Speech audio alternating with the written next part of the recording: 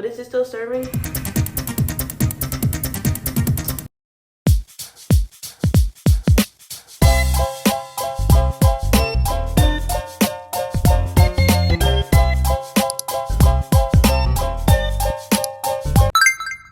Y'all, I have not been on here in a minute. So, how are y'all?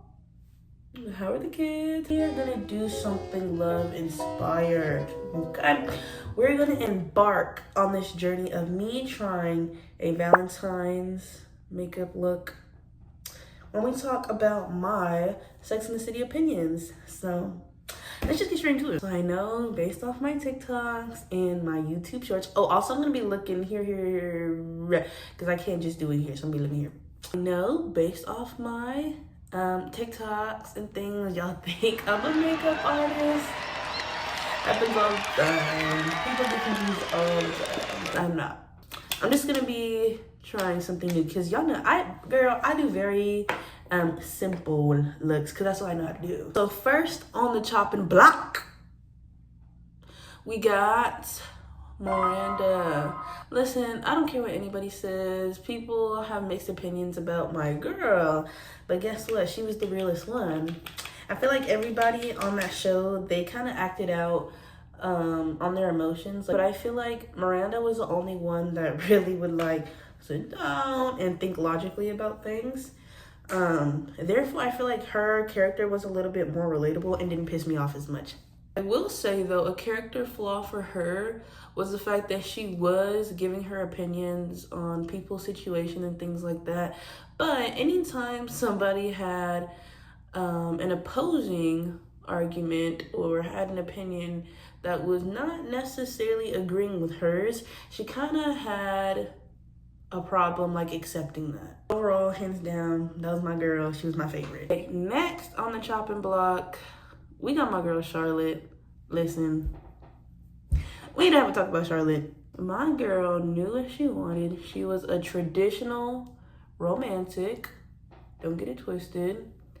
And again, yeah, she knew what she wanted. She was the epitome of femininity. I wanted all of the nightgowns and all the sleepwear that she had in that show. She was just so feminina, and I loved it. So my bone to pick is really just regarding her and Harry, honestly. Listen, I love that she knew what she wanted, but I don't like how she got with Harry. Well, not really like how she got with him, but kind of how she like, I don't know, kept him, I guess. Set the date. Because, girl, you know, as y'all know, he was her divorce lawyer and helped her split up with Trey or whatever. And they ended up, like, sleeping together multiple times. And, you know, girl, I didn't really think much of it. I was like, oh, okay, this is just like a little fling. No. She ended up catching feelings. Actually wanted to be with him, you know? Real. But okay, it wasn't until commitment was put on the table that Harry was like, oh, commitment. Actually, I'm Jewish, so that's not gonna work. Girl, that would have been the red flag. Because how do you have no problem sleeping with me, but then as soon as commitment's on the table, now it's, oh, I'm Jewish. Listen, I'm not Jewish, but it's to my understanding that having sex outside of wedlock is kind of a no-no in the religion. So it's kinda looking like he's just picking and choosing. Anyways, Charlotte hears this information and runs with it. You know what I'm saying? So she ends up trying to convert to be Jewish. And that's something that I never got behind. I was listening to different people's opinions on this, and people were throwing me. Because why are people making it seem like it's romantic to do what she did? Like, change your whole entire religion for a man. It's one thing if you have a specific religion, and then you're like, oh, wait, actually, this religion aligns better with my beliefs. But no, you're doing it off the strength of keeping a man.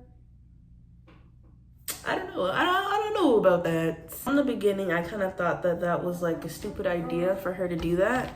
But then that opinion that I had was kind of solidified whenever she went and did all the work to learn the religion and things like that, did all the classes, even gave up celebrating Christmas. all that. And she ends up preparing like a nice traditional dinner. I forgot what the dinner is called that they have, but she prepares like the nice dinner. And he's like literally looking past her the whole time trying to watch the TV. I was like, girl, He was literally looking past her the whole time trying to watch the TV. Like, you're not locked into what's literally in front of you right now. So, I mean, how deep does this religion go for you? That's what I want to know. Because it looks like, again, you're just picking and choosing and going based off what's convenient for you. That being said, girl, the crash out that she had was a little valid. Now I'm Jewish. Set the date. You can kind of go overboard just a little bit with it, just a little bit. Is it a safe space for me to say that I like them together, even though I didn't like how they got together? Is it a safe space? Let me know. So another thing, I feel like the friend group, the gang, if you will, kind of enabled Carrie's BS behavior. I don't know if they just don't have the highest of standards, and this is no shade, or if they just like praising bare minimum stuff, but I don't know. I don't know. They did a lot of enabling her behavior. I'm not gonna lie. But one specific thing that I'm gonna talk about that didn't really sit well with me was the affair that Carrie had with Big and how Samantha responded to that. I don't know. They all claim to be like really close. They all claim to be like really close knit, like a family and things like that. But then my thing is, so why when it comes to, okay, I'm gonna do the pink off camera. I understand Carrie's very grown, but my thing about that is, why did Samantha not have that much of an opinion on the affair? Listen, I'm not saying that Samantha should have judged her.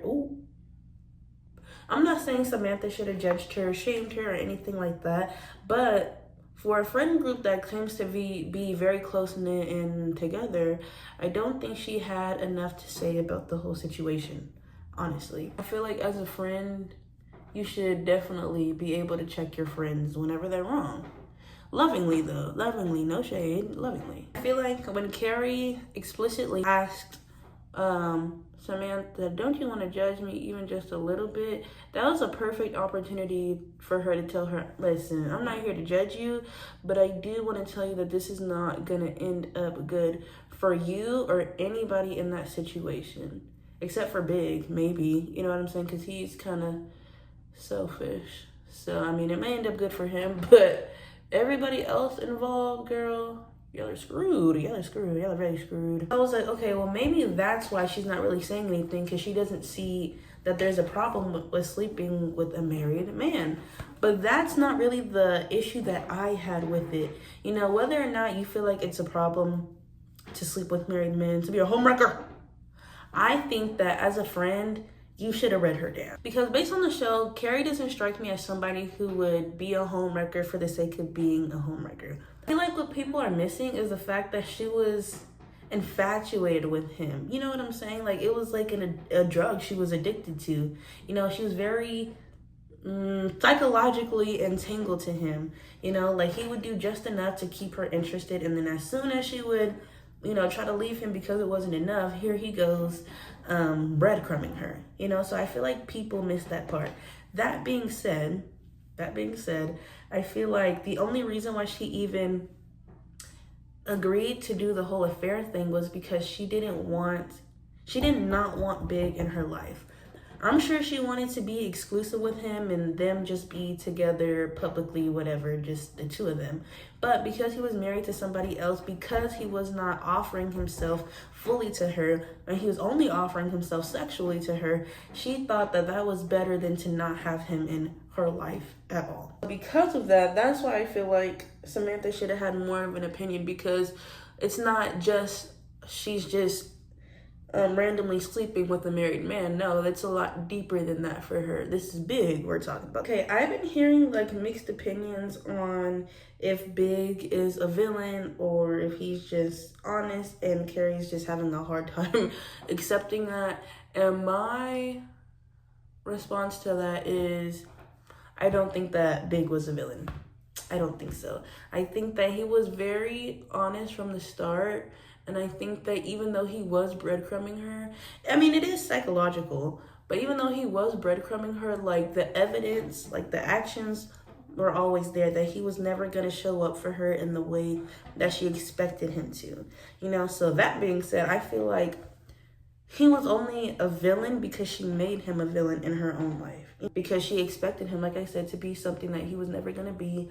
And nothing that he ever promised to be either, honestly. And the thing is, she wanted to change him. She thought that she could change him. Maybe she did see the red flags. Maybe she was thinking clearly like, oh, he isn't going to be who I want him to be. But maybe I can change him. When in reality, so when she saw that he wasn't changing, she was changing herself. AKA, she was breaching her own boundaries and everything that she stood for just to keep him around. It's a shame that it took her so long to figure that out. You know, quite frankly, I've only seen the first movie and the original series, so I don't even know if she ended up figuring it out.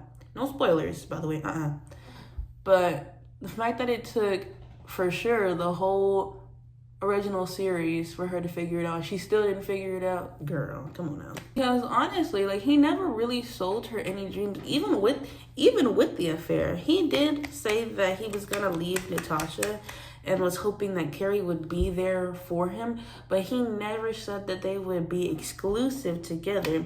She would just have more access to him, I guess, you know, but never promised like a relationship or anything like that. Okay, hi, so this is not my best work, but you know, that's okay. Cause this, honestly, you guys, this is shower makeup. I'm gonna get ready to take a shower and lay it down. Cause I do have work in the morning. But anyways, guys, I hope y'all enjoyed the video. I will see y'all in the next one. Let me know if y'all want me to do a part 2, Sex and the City. I can talk about some opinions from the movies, the first movie that I've seen, or just like a part 2 of like the original series opinions that I have, or we can shift gears and I can do Gossip Girl, because girl, I have some opinions on Gossip Girl. So y'all let me know. Let me know. But yeah, I will see y'all in the next video.